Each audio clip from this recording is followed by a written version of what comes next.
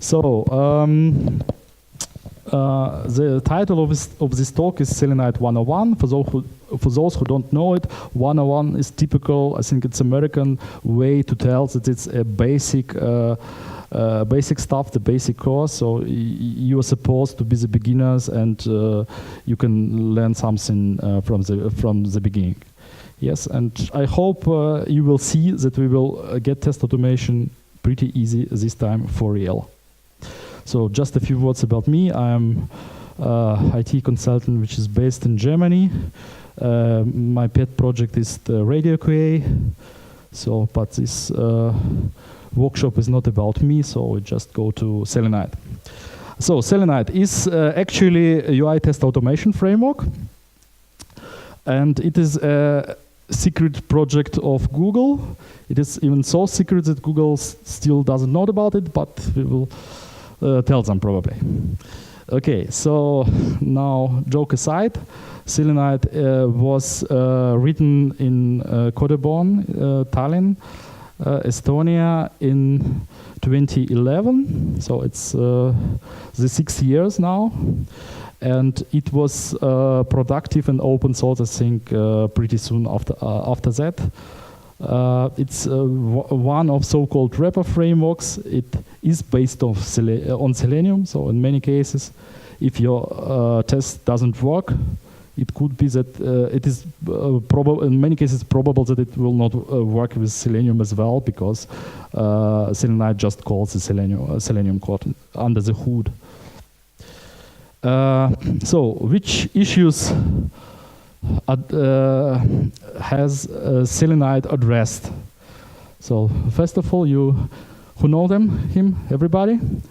Okay, he's the waiting guy from the hospital in Netherlands. Perhaps not everybody from the large international audience know about it. So he's waiting, patiently waiting. So asynchronous web, we must do a lot of waits. And Selenide's developers thought it is actually a problem. Then, as Selenium is actually not a UI testing framework, but it's a set of tools actually for writing these frameworks. And if you write a pure Selenium test, they would be verbose, technical oriented, and there are some other problems like configuration cannot be so easily separated from the test. So you probably code your browser configuration in your test, which is not always good. And they have no support for typical patterns of testing for testing frameworks, because it is not a testing framework. It's okay. It's a set of tools. They don't need it, but we as tester need them. Yes. So one basic problem is that web element, if you know it, if we have found some of elements, we cannot later get from this web element which locator have we found it. So this information will get lost. And also, we think Selenium has too little features for diagnostical issues. Like as you can see here, these error messages are not really helping in many cases. Yes. So one of the problem of modern software development and testing as well. There are today. It's not actually not Selenium itself, but it's frameworks about them and design patterns. There was a talk earlier in this conference about how many patterns isn't as a loadable component, page factory, blah blah blah blah blah blah. So. We basically think that the most of these patterns should not be used, because they are just a sign of over-engineering, and you can do much better without them. Solutions of the Selenide offers is, so you basically don't need weights anymore, almost, but I will tell about it later.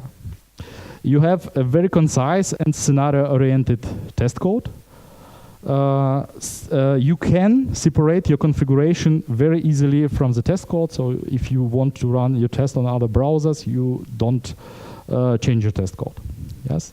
There is much of diagnostical help built in, like screenshots and readable error message, understandable, and of course, as every wrapper framework, Selenide has a lot of syntax sugar for testers.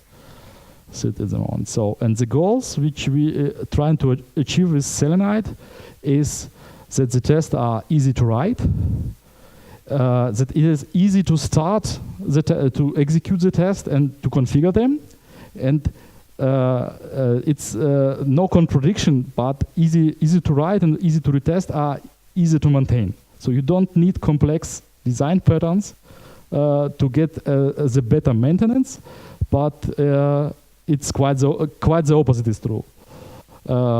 So we are trying to solve the maintenance problems. You will see that our test code with Selenide could be written in the way that it will be very similar to your test case walkthrough for what you say manual testing. So it's just easy to read even for people who don't program at all.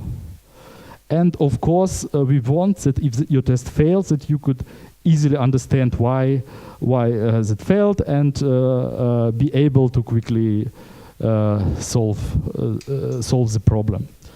Okay, so basic requirements. Now we are having Selenide 4, which is requires Java 8.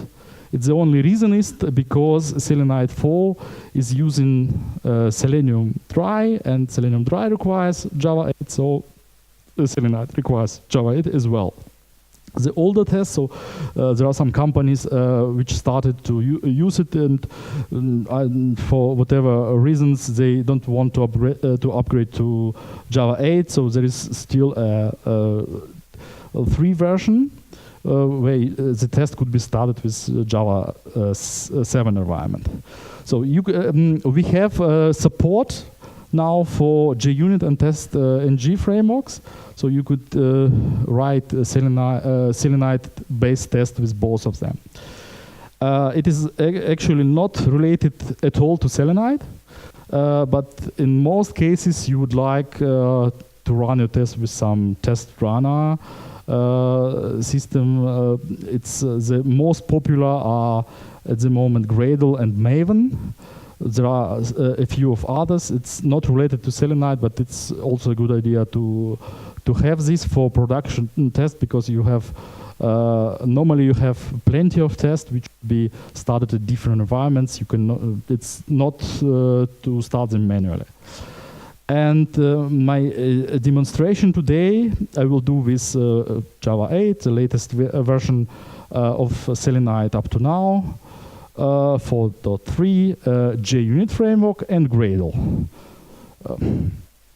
So I will shortly introduce what we are going to cover today. So I will show you how you generally can set up a new testing project. It doesn't relate to Selenide directly, but probably many of you will find that useful. How quickly could you just start doing writing tests? Then, of course, hello world example. And after that, we will try to do a bit of live coding, and I will show you how I normally write tests.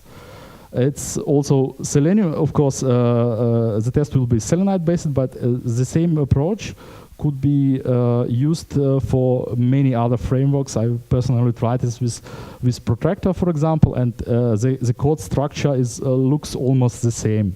So it's a general part who could be useful for users of other frameworks today. So probably we will get to selectors in a session in this first part of our workshop. And then just a typical element, radio, checkbox, and so on, mouse action, collections. And the second part of the second half our workshop will be about some more complex and advanced topics like waits, file uploads, downloads, JavaScript, cloud services, soft assertions, as well as profiling and video rules. Okay, so let's begin.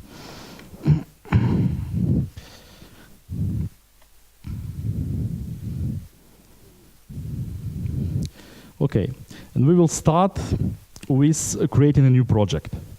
I'll just create a new folder. Amazon. I will be making a test for Amazon. That's the reason I name my folder Amazon, and I switch into it, and then I just type. And so I must have my Java installed and my Gradle installed. So that's the requirements. Gradle init. It takes a few seconds to generate me the files.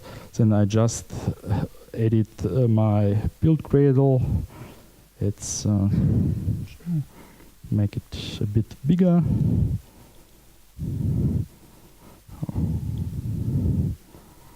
So here I am adding default plugin is Java is the auto-generated, and I'm adding a plugin for IntelliJ IDEA. That's not necessary, but it helps to start the project a bit quicker. I will show you just in the moment. So, and here we add the dependency to Selenide. That's the only thing we must do. It is Codeborn, excuse me. Selenide is the product, and the version we would like to use is for 3. That's everything. Okay, as you may have guessed, we will do our whole session in VI. I'm kidding. Okay, no problem. We will right now we will generate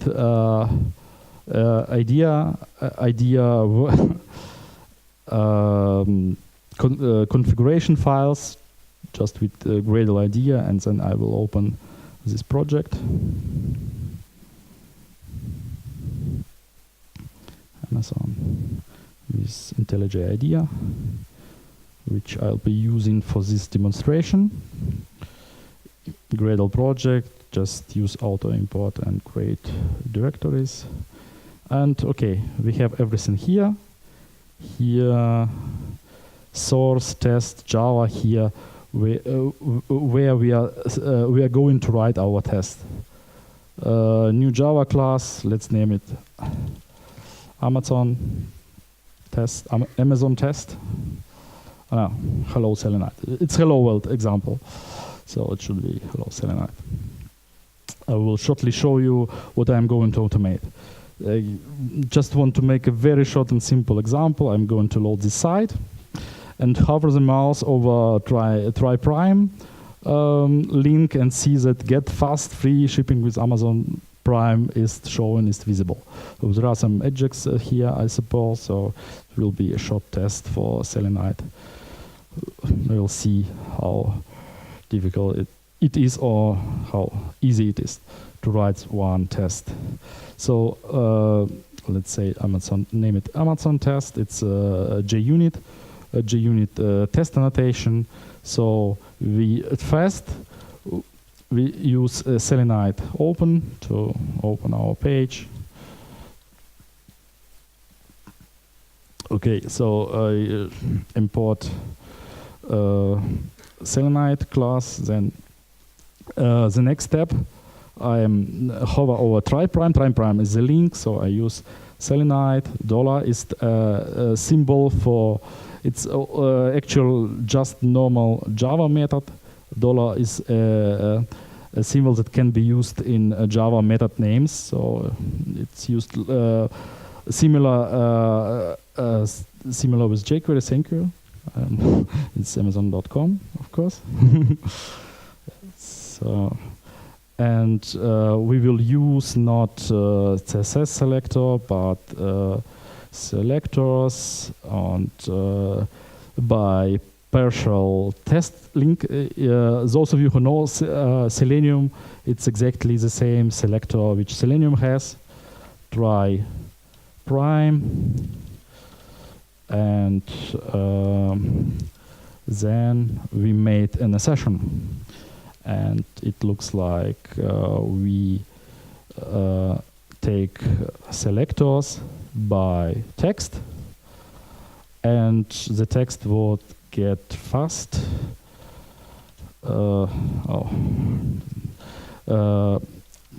And the text is get fast free shipping with Amazon Prime. Get fast free shipping with Amazon Prime. Hopefully I've. And what should be? It should be conditions visible. Yeah. So that's basically it. And we start this test just directly from our ADI, and we'll see. Okay.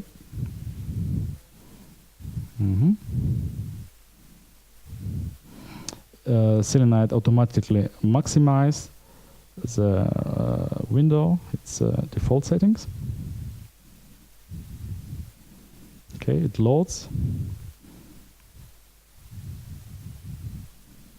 I think it still loads. Okay. Some problems. It's not actually the partial link things, but link test. Actually. Yeah, sorry. You're right. Thank you. We have just forgot to hover the mouse over the link. It's partial. I think partial will also. What's okay? The second part. The second try.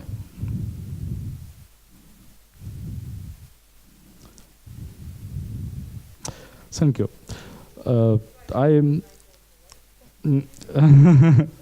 Yes, I'm doing it now for the first time for the, before the audience. So if you see typos, I would be glad if you tell me. Yes, now it's green. I would like to show just shortly that from the beginning, Selenide helps you a bit with information about in which environment your tests are started. You see Firefox version 45 on the Mac. It is very helpful if you are starting your test, if you are running your test in on virtual machines in Jenkins. Sometimes you just configure your environment, run on one of the machine, and it's difficult to understand why the tests are acting differently on different machines. There is a question?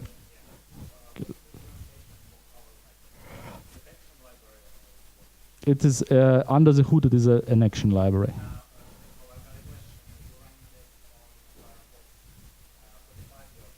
Yes, yes, I know. As it would probably not work in with Gecko, and it just it's almost off topic for this workshop. But at the moment, February 2017, Gecko driver has many shortcomings that are not fixed yet. So in our production projects, we downgraded our Firefoxes to 45 ESR along Centerport. So it's at the moment it's quite normal for people because your many tests will be broken. If you have many tests, it's the probability that they will be broken because of this switch is very high. And Selenium drivers that is included in Selenium itself only supports Firefox up to 47. So he's actually also warning about it in Selenide. I thought it's actual, that we thought that it's an actual problem, so here's some tips about how can you use Selenide with Firefox, which is higher as 47. Okay, so that's basically it. Normally, we just do these static imports on all classes. Yes, I wanted just to show you the class names in these tests for beginners. So probably in most of my productional tests, or in all of my production, you will never see this condition selected in Selenide. And then we will, let's read the test, open page, find by link text and hover, and find element by text that should be visible. It's very good readable. You can, I think you would agree with me. Okay, want to mention one more thing. If you see here this gray hints, they are pretty new in IntelliJ. I think they only got there last year. It is not the code of Selenide. It is a help of IntelliJ IDEA with parameters. It's parameters annotation. So if you write in a constant in your method as parameters, your EDI, IntelliJ IDEA, shows you its name, so it's makes the code better readable, but it's not the code of Selenide whatever. So in text editor you would see only this open and then the Amazon text. Okay. Okay, so I think it's good for now, and then we will start to we will try to write a real life test. So my example is this time from Angular framework, and I've took this first. It's Angular material front-end framework, which are helping you to create beautiful or not so beautiful widgets. So it's one of them is autocomplete. It works like you should guess that you start typing and you will see the list. So my test is to start typing with V and choose Virginia and see that that Virginia is shown in the box. Yes. So I've prepared the project already for you, and it's a test method. So let's just for a moment jump in Gradle configuration file. That's one we edited at the beginning. I've added here a bit of Gradle magic. I will explain shortly why it's a good idea to use this line or similar kind of lines. So about this line, I will tell you a bit later. It helps to manage your configuration easily. This second line is just for better output in your Gradle console. We will see it, and this third line is needed because Gradle is so well optimized that if you run the same test twice without to change anything in it, he thinks, okay, you have changed nothing, and I will not start actually the tests. So it's silly if we are speaking of UI tests, because our UI could have changed. So it's normal to start the test which is not changing more than once. So this line helps to avoid it. So if you start your test with Gradle, they will start every time. Okay, so now we are going to write our test. I will just put here some code. So first we, of course, open the page. Static import. Then the secondly we write the code to write the first letter. I will show you how do I come up with these locators. Yes, how do you normally come up with this locator? So you should be using developer tools of Chrome or Firefox. Probably the most of you are familiar with this, and you click in your elements and try to find the right locator, the easiest locator, which is not so easy in case of Angular. Unfortunately, there are here no good IDs to choose. You see here ID attribute is there, but in many cases now the frameworks are generating dynamic ID. So this input 15 will be different. It will be 16, 17, I don't know, each time you starting your test. So you should be aware and not use these dynamical IDs. Okay, so I found some ID. Okay, and of course to fill it, set value, like it is input box, it is we use in HTML value to set it, set value v, and okay, the next,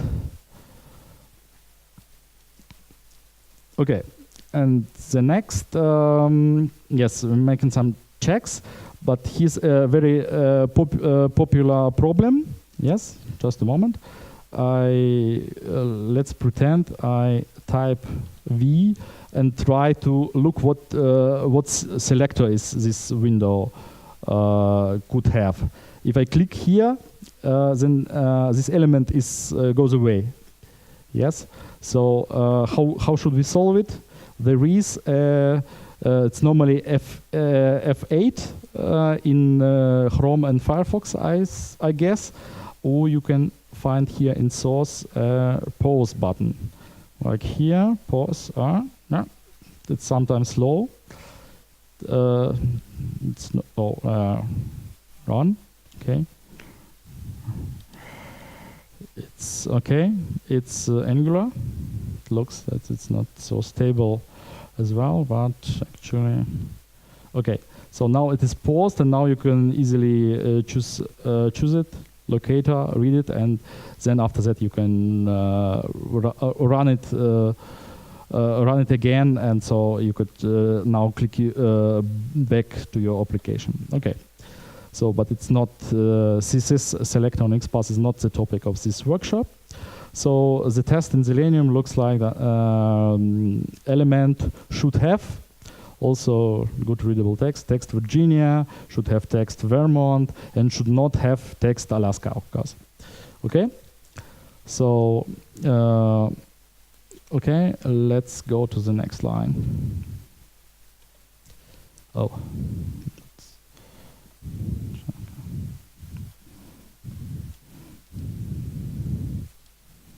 No. Okay. So the next two lines are also easy. We find the text Virginia, trying to click it, and we look that this input box now have text Virginia. Yes, everything's fine. Let's try to start it. Okay.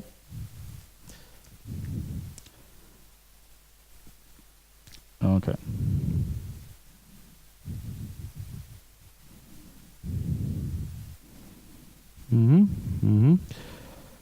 Virginia is there. It takes some time, so it will probably not get good. Oh, we have an error. That's actually I knew that it will come an error because I wanted to show you the logs of Selenide. So you have in Selenide out of the box the logs which help you to understand the problem without need to repeat your test manually or run it more than one times automatically, because you have element not found, Virginia, expected visible, it should be visible, and you have a screenshot, so you can easily see, okay, it is there. Okay, we will see right now what the problem is, and also. I just a moment. Favorites. You can see the source files to your Selenide saves the source file of your HTML, so you can see what the state HTML was at that moment, and look why your locators didn't work well from the beginning. Yes, and okay, I will skip it. The reason is that you can see that here the letter V is actually separated from, it is styled different, and it is separated from Virginia.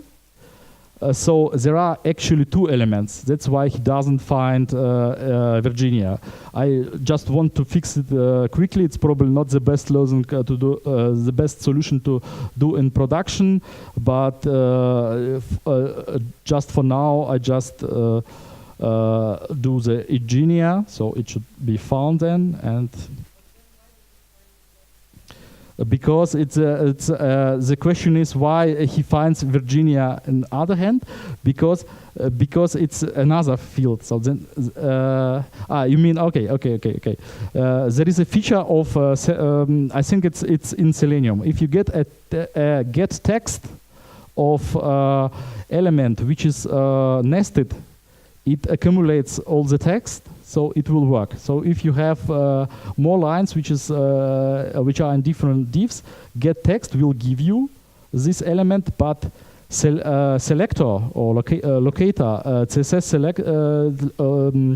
Selenium selector by text will not find it. So text must be in one element. He cannot. You can check with get text over the spans of more than one element. So this is a condition. So it's basically get text in Selenium, and this is a selector. So this is by text. It's okay. It's actually the I don't know. It's basic or advanced topics of Selenium itself, but it's the reason. It's two elements. Okay. I haven't looked. Was it? So let's start it and hope that it will work right now. Okay. Yes. Now you see everything is green. So the test is running. Okay. Our next step is to use different configuration, and I just copy some code.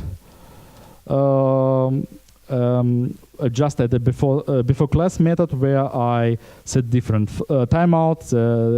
Standard timeout is of 4 seconds. 4 seconds. I would like to use Chrome browser and put and tell here where it is, and I don't want to maximize it anymore. Let's start it.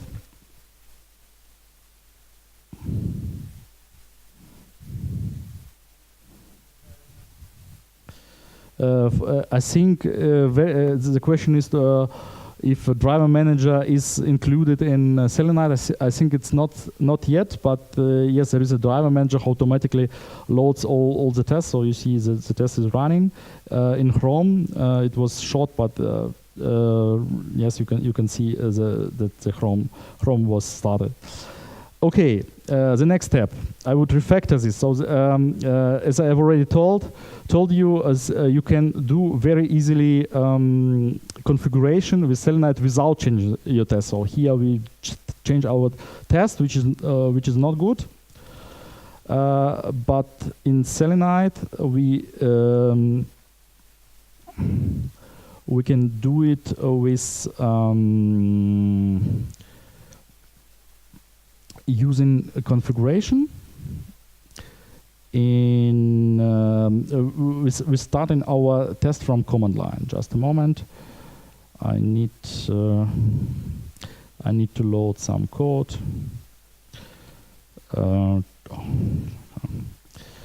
I've tagged here a few versions of code, so we can just switch to better configs. Okay, sorry. Just revert.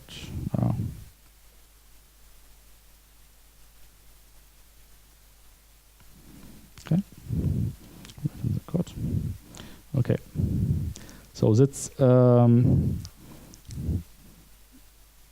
shortly that's about this line. Why did we need it? Because we now can write, for example, Gradle property file where we can use our defaults for running tests. It's the same defaults we used in our testing before case, but they are now in a property file. And if we start our test with Gradle test, it will use it. And we can, so it's a Chrome. Yes, everything is fine. And we can easily override them just from the command line. So we'll probably want to use it in your Jenkins or other continuous integration systems. So let's say we take Firefox and start. And now without changing test, without changing any property, Firefox is starting, yes? Okay.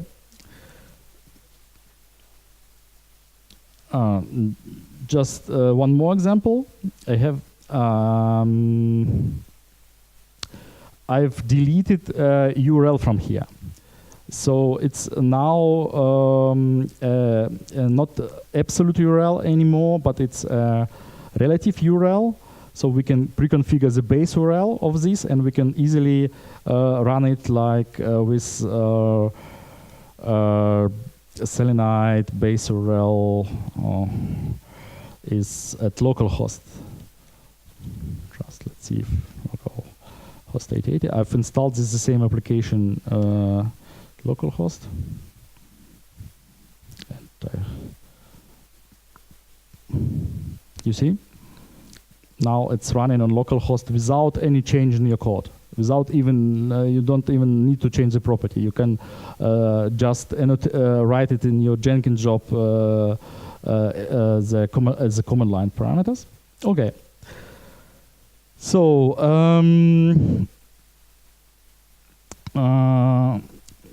I will skip it, but if you try to run these steps in Gecko, it will fail. It will fail for the reasons I will show you just shortly a slide. Of problem with, I think it's rather problem with Gecko driver. You should never forget that why UI tests are considered to be the most expensive at all from all the automated test and test parameters. Because if you have a problem in your test, it could be, of course, in your test code, or even in test automation framework like Selenide. But it could be problem with your environment. It could be problem in Selenium core code. It could be problem in a WebDriver implementation. For example, Gecko now has done implementation of WebDriver for Firefox, which doesn't work well in many cases. Or your specific version of driver of browser could be working not so good. So you have many, unfortunately, many sources of problems for your tests. So, okay, and the next step. I think we will make a bit more time if you're not ready, because we should make it to the end. Okay, this test is probably not well readable. Yes, you will agree. So let's do some refactoring. I'll just load more readable example of the same code. Okay, so what I basically did, I defined some variables which I named that we can understand what the element is actually is. It's state input and it's autocomplete box. Yes, and I've just replaced them in the code, so you can now read this code a bit of easier, right? Okay, and probably all of you know of page object pattern. That's almost the only pattern I recommend to use in your UI tests. So let's make a refactoring to do the page object in this code. It is we will start with static page objects. It's the easiest way to write page object, and it's actually pretty good, even if it is it looks simple for too simple for many programmers. So it's a page object element. So we just moved our definition to another class. It's and declared it static, and we write a method which is called fill, and he's doing set value. So the reason why you would use page object is not to actually is not to not repeat yourself. It's I think it's actually the false reason. The right reason is that you want to separate your tests that should be looking like it's your manual tests, very good readable, from technical implementation of how do you find your elements, where should you click. So it's the main reason to use page objects, and then to do your maintenance a bit of easier. And and perhaps secondly, it is to reuse this code in other tests, but not the primary reason. So here we named our method select from autocomplete, and of course we documented that this method, the peculiarity of this method, that you should give the part of the name which is and not the full name, that the user of your code can use it properly. Okay. So what should we change? What have we changed in our test is that we just okay. I will load this as well. Okay. So now we replaced the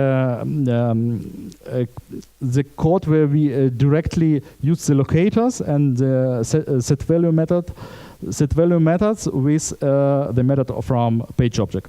It's static page object, so you are given the class name and the method from it. So it's fill v, and autocomplete should have text, and it's the same. It's very good readable. Yes, you could auto import this static method too, like this, which is perfectly fine for this case because we are having just one page or one element on in this test. But in most cases, I leave this page here because if you have different pages, you cannot easily read which methods belonging to which page. Okay. Okay. And now I will show just another method of writing page objects. It is I forgot the name. Let's see. It's void page objects.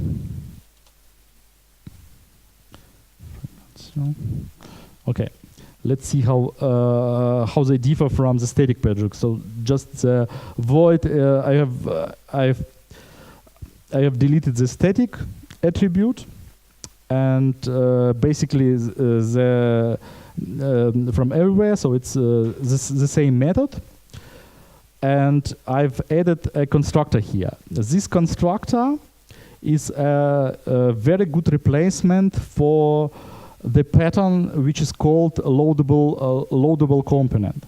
Because loadable component needs from you much of unnecessary code, which so you must extend classes, you must write overrides. And basically what this code does, it does absolutely the same with no magic behind it. So it's just a constructor with a shoot, so it will wait until it's a feature of Selenide, of course, that will wait for some text to appear. Yes, but if you're calling it in the place where you instantiate in your object, it will wait until the component is loaded automatically. Okay, and then basically you have a variable here, and the test is the same. Yes, you have the page, and it's well readable, and it's the second test who is doing the same. You can try it later out. We will not start it this time. Okay, how many time do we have? I think it's over. So we will make a break here. The second part of it will be Selenide code, Selenide API. We are a little behind the schedule, but I think you could ask it's better to start with questions if you have.